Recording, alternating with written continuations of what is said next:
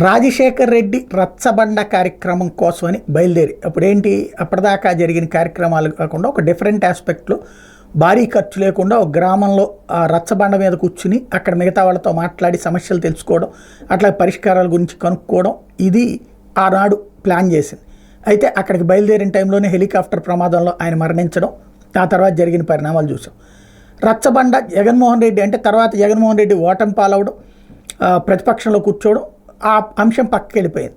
తర్వాత జగన్మోహన్ రెడ్డి అధికారంలోకి వచ్చాక ఆ పదం పదే పదే వినిపించింది. రచ్చబండ పెట్టబోతున్నారు, రచ్చబండ తేబోతున్నారు, జిల్లాలకు వెళ్ళబోతున్నారు అన్నటువంటిది. 5 ఏళ్లలో పేరుకి మాత్రమే పరిమితమైంది తప్పించి ఏనాడు రచ్చబండ కార్యక్రమం నిర్వహించలేదు. అయితే మధ్యలో రఘురామకృష్ణరాజు మాత్రం ఆ రచ్చబండ అన్నటువంటి పాయింట్ని వాడుకున్నారు. తను రోజు వాళ్ళ ఇంట్లో ఉన్నటువంటి రచ్చబండ మీద కూర్చుని ప్రజలతో మాట్లాడడం, మీడియాతో సుదీర్ఘకాలం పాటు గత 4.5 ఏళ్ల నుండి రచ్చబండ కార్యక్రమం నిర్వహిస్తూ వచ్చారు, ఆన్లైన్లో చేస్తూ వచ్చారు. ఇప్పుడు రచ్చబండ అన్నటువంటి విధానాన్ని చంద్రబాబు నాయుడు అనుసరించారు. సాధారణంగా బాబు గారిది అంటే ఆర్భాటపు ఈవెంట్లు అంటారు, అట్లాగే ఆర్భాటం లేకుండా రచ్చబండ దగ్గరనే ఒక కార్యక్రమం నిర్వహించి పెనుమాకలో ఓ చెట్టు దగ్గర రచ్చబండ దగ్గర చిన్నపాటి వేదిక ఏర్పాటు చేసి కార్యక్రమం నిర్వహించడం అన్నటువంటిది మంచి కాన్సెప్టు. అదే తరహాలో ముందుకెళ్తామని ప్రకటించారు.